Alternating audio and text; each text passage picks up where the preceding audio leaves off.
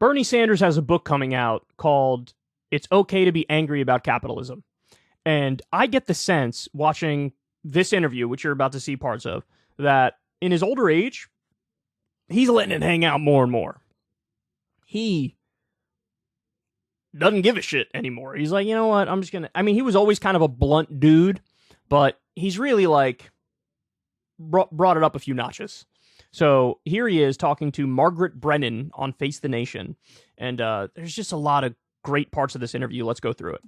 Per capita on healthcare. Why do we pay the highest prices in the world for prescription drugs? So we have seen some achievements, but given the scope of the problems and where we should be going, nowhere near enough. We also have one of the most innovative healthcare systems when it comes to creation of pharmaceutical drugs. You were doing this. No. So when someone hears you lay out the problems with our pharmaceutical industry, as you do in this book, it's say, but the life-saving vaccines, for example, for COVID, they were created by the United States of America. They were created by the pharmaceutical system with taxpayer help. Sure. Of course the drug companies produce great drugs. But 1 out of 4 people in America cannot afford the drugs that their doctors prescribe. You tell me why we pay 10 times more for some drugs that are sold in the United States compared, say, to Canada or to other countries, while year after year, the pharmaceutical industry makes tens of billions of dollars in profits, pays their CEOs exorbitant salaries. So, of course, we want the drug companies to do the research and development. Mm-hmm. And by the way, taxpayers of this country spend $45 billion a year through the NIH to help with that research and development, including Moderna and the vaccine. You're talking. Wow. So for those of you who are just listening to this on the podcast and you couldn't see it, when the host starts sucking off Big Pharma, he starts shaking his finger like, no, no, no, no, no. He pulled a Dikembe Mutombo like, no, no, no. And he explains why that's a garbage argument. We've discussed it before. For the past 20 years, guys, there hasn't been a single drug that was made by the companies without taxpayer money involved, taxpayer-funded research and development at universities. So they act like, bro, we need to make tens of billions of dollars in profit so we could do research and development, bro. But they're not doing it. It's our tax money that's funding it. So really, they hit us on the front end and they hit us on the back end, and they're price gouging. And so I've said it before, I don't know if Bernie would agree with this, but I would nationalize Big Pharma. I actually think that's the solution. Because you can't... Big Pharma acts like a gangster mafia, and they just take a massive cut for life-saving drugs, and they make it so that they're unaffordable in many instances. So we've told the story before, told it on Rogan's podcast, but there was a prostate cancer drug that sells for about $200 in the UK. In the US, it sells for $38,000 a pop. I mean, that says everything. You don't need to know any more than that. And that's just one drug we're talking about. How many drugs are out there that fall into this exact same category? Where, hey, it costs $20 in X country and it costs $7,000 here, whatever. I mean, this is what we're dealing with. And for the host not to know these facts, not to acknowledge it, not to point out that, hey, objectively speaking, the American people are getting ripped off, that's inexcusable. You have Bernie, who's the politician, who's basically doing the job that the media is supposed to be doing. And she sounds more like the politician. So it's really sick. All right, more for you. Now we're going to get to the topic of the media. And we have, 8 major media conglomerates, corporate media conglomerates, that control about what 90% of the American people see, hear, and read. Those are really issues that we need to discuss. That's what the book does. Do you worry when you talk about the corporate media that you are targeting journalists when you say that? No. Donald Trump talks about fake news, and that's simply to deflect attention from the fact that he's a pathological liar. My experience one-on-one with media, they work hard. They very rarely am I misquoted. But what I am talking about, Margaret, is that corporate media limits the kind of debate that we have in this country. Mm-hmm. You tell me, you know more about it than I do. How often do we talk about income and wealth inequality? We're talking about right now, Senator. Yeah, but how often? Not everybody is Bernie Sanders on your show. How often do you talk about concentration of ownership? How often do you talk about the fact that we are the only major country on earth not to guarantee health care at all, and yet we spend twice as much money? How often do you talk about that if somebody has a baby in Finland, they're getting 9 months off or 10 months off paid family leave? I will talk to you about paid leave for families any day of the week. They also have like a 56% tax rate in Finland, though. It's a very different system. But good, but let's talk about it. What do they get for that? They get free health care, right? Mm-hmm. Free higher education. That's that's exactly what I'm talking about. Yeah. That's the debate I want, and that's the debate we really don't have on the corporate media. So she annoys me a lot in this clip. he's making an obvious criticism against corporate media. The way that I would frame it is that their outrage meter is broken. Now, it's broken on purpose because the only people who get hired in this system, the only people who get promoted in this system are people who don't rock the boat too much and who toe the line that the establishment wants to hear the most. Those are the people who can make it. It's sort of like an anti-meritocracy in a way. If you think back to the Iraq War, the people who were against it from the beginning, they're the ones who were fired. Phil Donahue comes to mind. Jesse Ventura comes to mind. There's a number of them who they were like, all right, look, this, you're going against the narrative, you're gone. And so the people who are still on the air and who got promoted were all the people who were dead wrong, who supported the Iraq War and were screaming about it from the top of their lungs. So, see, anti-meritocracy. So it's a system that's in place with various filters to ensure that the ones who make it to the top are vanilla and are status quo defenders. Now, they might call for tweaks around the edges and things of that nature, but they would never let you go outside of that Overton window, which is the debate that they view as reasonable from within the establishment. And this is Bernie's point. If you actually were doing good reporting and good journalism, then, you would have the breaking news banner on the screen for something like a homelessness report that found that homelessness is skyrocketing, and we have whatever it is now, 500,000, 600,000 homeless people in the streets, have, tens of thousands of homeless veterans in the streets. That's something that you would care about. You would talk about, like I just said, it was a Raw Story article that gave us that fact on price gouging for the prostate cancer drug. $38,000 it costs in the US, it costs $200 in the UK. That would be something where you put breaking news and you talk about it for a full day and you have on people who discuss how absurd it is and how much people are getting ripped off. You talk about, the fact that productivity and wages have totally separated. So workers are more productive than ever, but their pay is stagnant. These are the things that would be the topic of conversation. Our 900 military bases around the world. The fact that we spend more than the next 9 or 10 biggest militaries combined, and most of them are our allies. The fact that the Pentagon can't account for 59% of its money. It's failed 5 audits in a row. I didn't see any conversation about any of that stuff on mainstream media. You have to go to alternative media for that, from independent and new media to get that. And by the way, that's not me saying independent and new media don't have problems. They have massive problems, including things like audience capture. But at least they talk about the actual problems from time to time in new media, whereas in old media, it's horse race stuff nonstop, which I'm not begrudging because I do horse race stuff too. Everybody does horse race stuff. But it's like they focus on that to the exclusion of the actual issues. We're going to do a story later today. Child labor. There was just a report. Child labor is actually alive and well. You got, for dangerous jobs involving chemicals and sharp objects, you have 13-year-olds doing it. Is this something that was a major topic of discussion on the Sunday shows? No. So this is Bernie's point, and it is 100% correct. They limit the scope of the debate. They basically cover the eyes and the ears of the viewer and point them in a BS direction. Another great example. What's happening right now in East Palestine, Ohio? Oh, that's right. There was a train derailment brought about by deregulation, and there was a massive chemical fire that they made worse on purpose so they could clear the railways and get more, the trains going again. And you have people reporting all over the place that they're getting sick. You have animals dying left and right. You have dead fish piling up in creeks. And is the media talking about this in any serious way? Are they giving it endless hair on fire breaking news coverage, which, by the way, is the objective way that you should be covering it? You have an ecological and environmental catastrophe, a health disaster that just unfolded, man-made because of deregulation.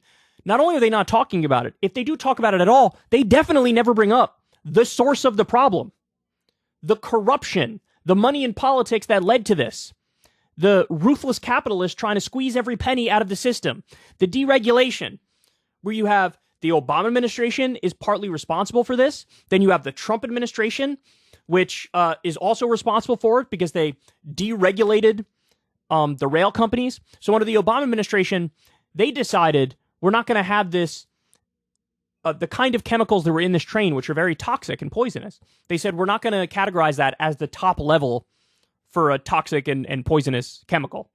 So the regulations were a little lax. That was from Obama. Now, Obama also said they need to upgrade the brakes away from the Civil War era brakes and do the electronic brakes. Trump came in and said, no, we're not going to make them do the electronic brakes either. So he deregulated further. So, and then Biden gets in there and Mayor Pete, and they didn't reverse it. They didn't bring back those regulations until it was too late. I think now that this happened, there were reports that they are bringing it back. But look, you have the corruption, the money in politics. That's what led to this. The deregulation, that's what led to this. Not only are they not talking about the problem, they're definitely not talking about the solution. This is what Bernie's referring to.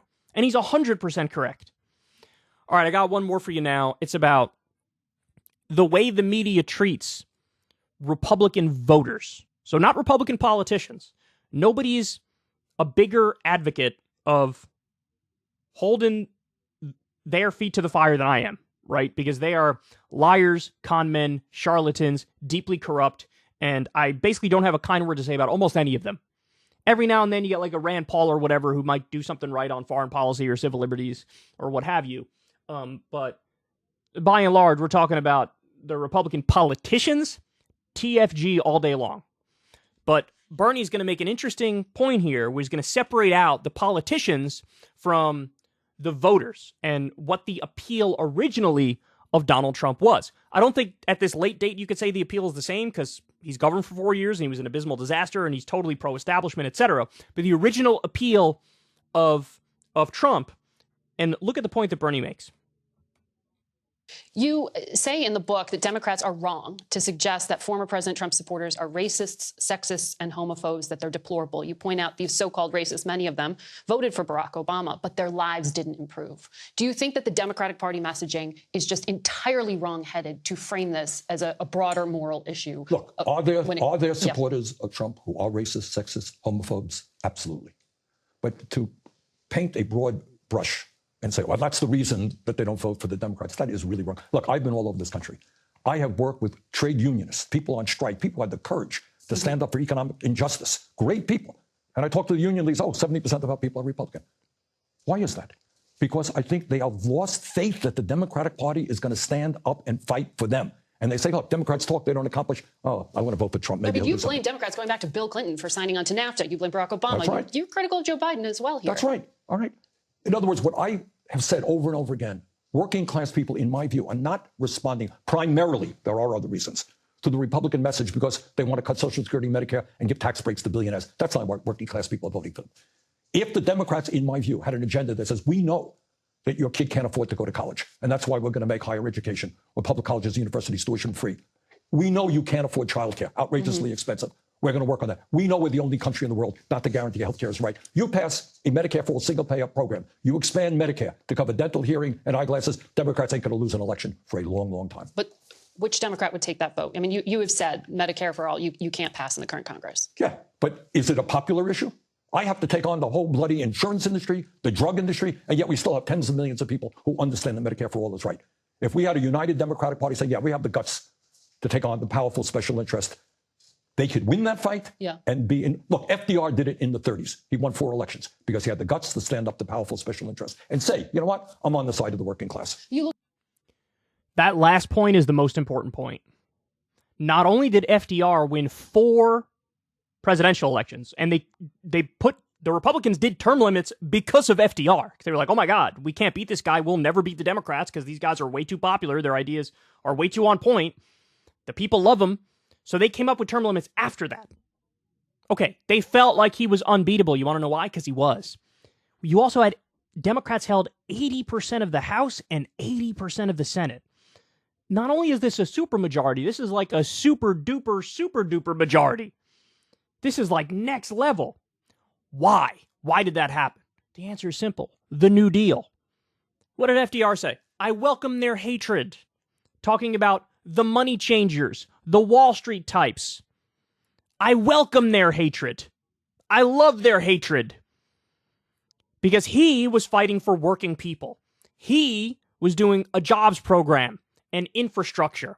And of course, right before he passed away, we learned he wanted to do the Economic Bill of Rights to take it a step further. So he would have won more. If he had survived, he would have won even more. So Bernie's point is, don't give me this defeatist attitude from the Democrats of like, I'll just shame the people who don't already vote for me. And by the way, it's always going to be a pendulum election. Republicans win, Democrats win. Republicans win, Democrats win. Republicans win, Democrats win. That's just a lot of people think that's just in the nature of politics. That's just what it is. It goes one way, it goes the other way. It goes one way, it goes the other way. That's it. Like, it's written in the laws of nature. There's no escaping that. What Bernie is saying is that is not true. If the Democratic Party leans into the legacy of FDR, takes on powerful special interests, and centers economic justice for everybody, then they're not going to lose an election for a really long time. Democrats are going to win, and they're going to win resoundingly. And if you get this agenda passed, you actually fix the country. And so his point is, don't give up on people who shouldn't be given up on.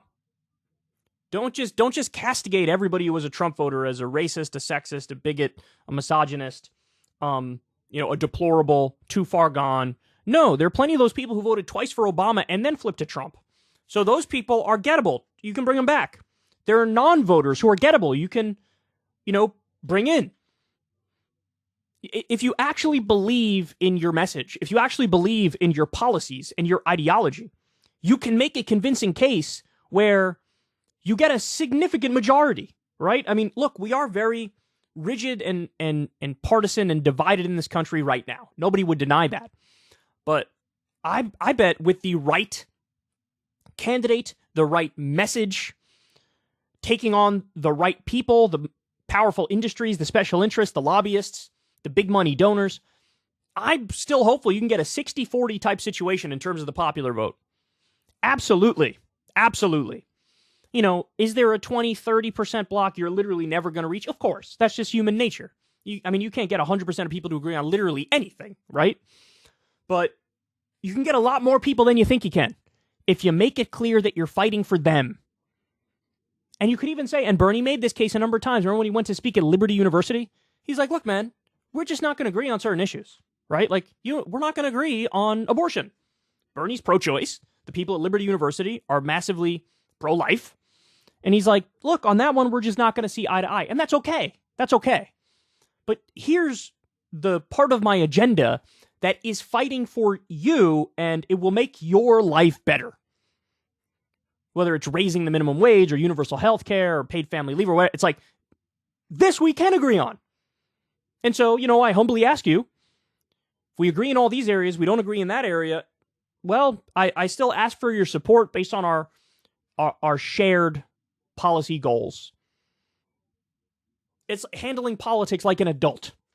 So, look, I think Bernie knocked it out of the park in this segment. By the way, he goes on in this, you're going to love this, to say, this may be the first time I've heard him say it. He's asked a question about Israel, and he says, in no uncertain terms, they're a racist apartheid state, and we need to condition aid to Israel.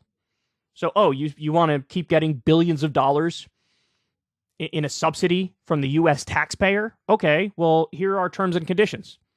You have to stop the apartheid. You have to give Palestinians human rights. And if they're not willing to do that, well, you don't get any money. Sorry. Let's see if other Democratic senators have the balls to step up now and join him. I tend to doubt it. Ever since Adpocalypse, when YouTube defunded all independent news and politics overnight, we haven't trusted them. We know they can pull the rug out from underneath us at any time. If you enjoy this content, please consider tipping $1 or $2 per month on the Secular Talk Patreon. Link in the video description box below. Thanks for your support.